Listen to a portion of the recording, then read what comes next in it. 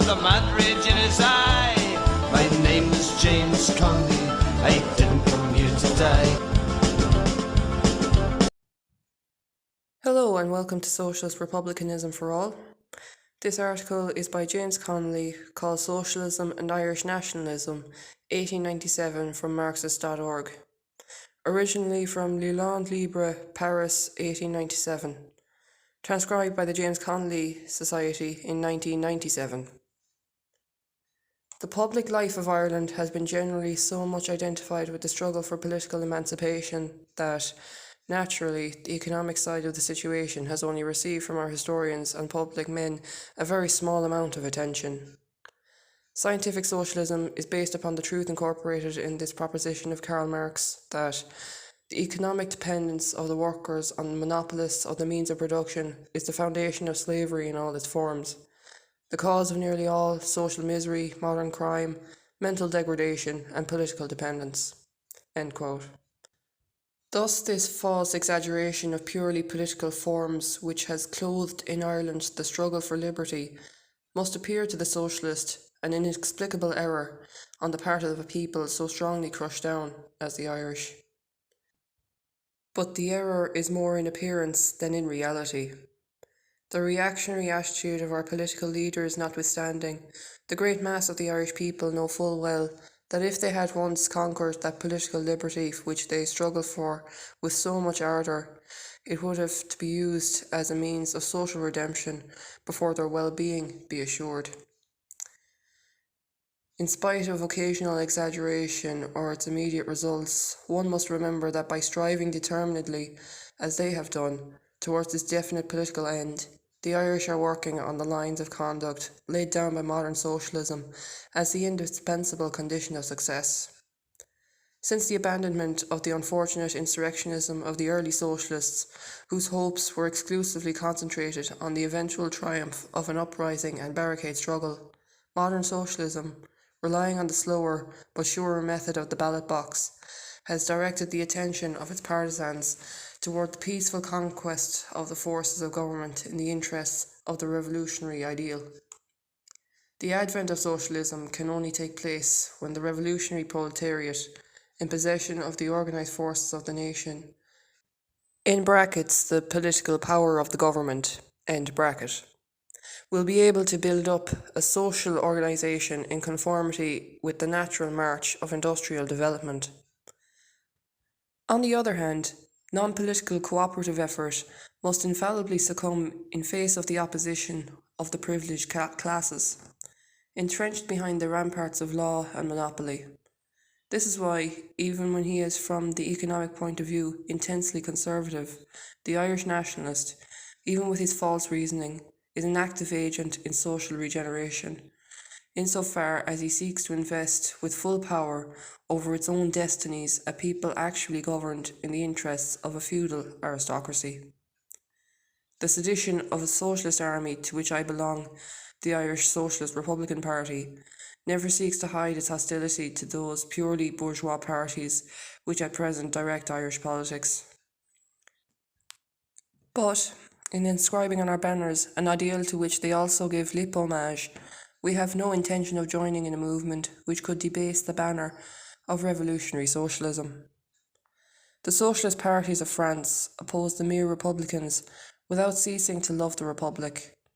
In the same way, the Irish Socialist Republican Party seeks the independence of the nation, while refusing to conform to the methods or to employ the arguments of the chauvinist nationalist. As socialists, we are not imbued with national or racial hatred by the remembrance that the political and social order under which we live was imposed on our fathers at the point of the sword, that during 700 years Ireland has resisted this unjust foreign domination, that famine, pestilence and bad government have made this Western Isle almost a desert and scattered our exiled fellow countrymen over the whole face of the globe. The enunciation of facts, such as I have just stated, is not able today to inspire or to direct the political energies of the militant working class of Ireland. Such is not the foundation of our resolve to free Ireland from the yoke of the British Empire. We recognise that during all these centuries the great mass of the British people had no political existence whatsoever, that England was, politically and socially, terrorised by a numerically small governing class, that the atrocities which have been perpetrated against Ireland are only imputable to the unscrupulous ambition of this class, greedy to enrich itself at the expense of defenceless men, that up to the present generation the great majority of the English people were denied a deliberate voice in the government of their own country, that it is, therefore, manifestly unjust to charge the English people with the past crimes of their government, and that at the worst we can but charge them with a criminal apathy in submitting to slavery and allowing themselves to be made an instrument of coercion for the enslavement of others, an accusation as applicable to the present as to the past. Just as a little side note, James Connolly is not letting anyone off the hook here. To continue, but whilst refusing to base our political action on hereditary national antipathy, and wishing rather comradeship with the English workers than to regard them with hatred, we desire with our precursors, the United Irishmen of 1798, that our animosities be buried with the bones of our ancestors. There is not a party in Ireland which accentuates more as a vital principle of its political faith the need of separating Ireland from England, and of making it absolutely independent. In the eyes of the ignorant and of the unreflecting, this appears an inconsistency, but I am persuaded that our socialist brothers in France will immediately recognise the justice of the reasoning upon which such a policy is based. 1. We hold the economic emancipation of the worker requires the conversion of the means of production into the common property of society. Translated into the current language and practice of actual politics, this teaches that the necessary road to be travelled towards the establishment of socialism requires the transference of the means of production from the hands of private owners to those of public bodies directly responsible to the entire community. 2. Socialism seeks, then, in the interest of the democracy, to strengthen popular action on all public bodies. 3. Representative bodies in Ireland would express more directly the will of the Irish people than when those bodies reside in England. An Irish Republic would then be the natural depository of popular power, the weapon of popular emancipation, the only power which would show in the full light of day all these class antagonisms and lines of economic demarcation now obscured by the mists of bourgeois patriotism.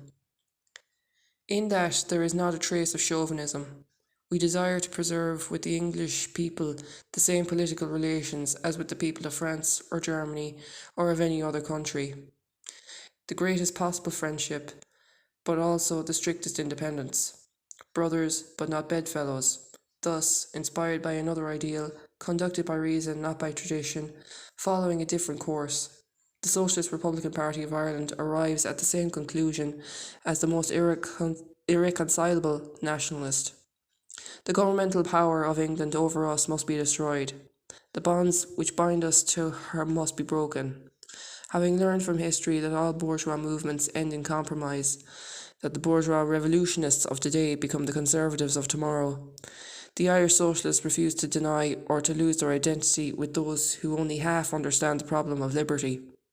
They seek only the alliance and the friendship of those hearts who, loving liberty for its own sake, are not afraid to follow its banner when it is uplifted by the hands of the working class who have most need of it.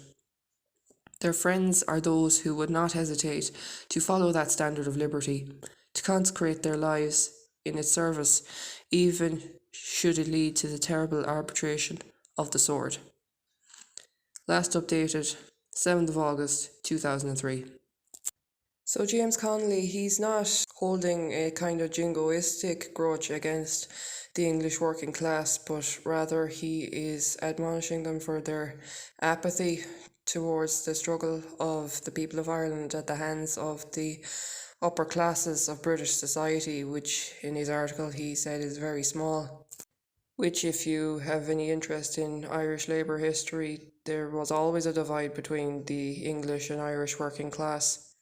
Even Karl Marx, in Capital and some of his other works, developed the idea that the British economic system was deliberately impoverishing Ireland, turning Ireland into an agricultural satellite of Britain, with Ireland's only purpose being to grow food for British workers. Marx also believed that British policy was directed at forcing Irish people to emigrate to England to stimulate antagonism and division within the working class over there. Both Marx himself and his daughters did excellent articles about this topic, and they're all available on Marxist.org. This sentiment was reflected by W.T. Cosgrave in a letter to his Minister for Home Affairs, Austin Stack, in 1921, where he said, quote, "People reared in workhouses, as you are aware, are no great acquisition to the community, and they have no ideas whatsoever of civic responsibility. As a rule, their highest aim of life is to live at the expense of the ratepayers. Consequently, it would be a decided gain if they all took it into their heads to emigrate. When they go abroad, they are thrown onto their own responsibilities and have to work whether they like it or not." End quote. So, as you could hear from that, he sounds like a lovely guy. Some very early neoliberalism there. But it does really show the role of the Comprador bourgeoisie in this country, i.e. the indigenous middle class, in suppressing the working class, in attaining their rights, and ultimately forcing them out of the country for their own gain.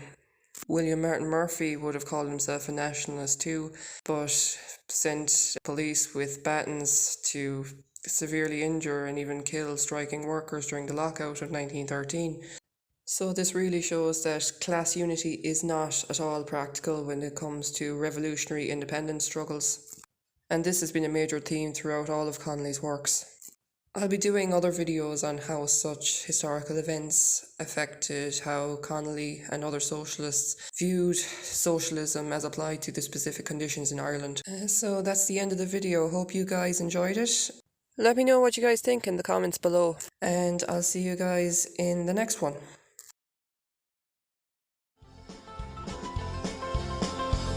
A republic for the working class, economic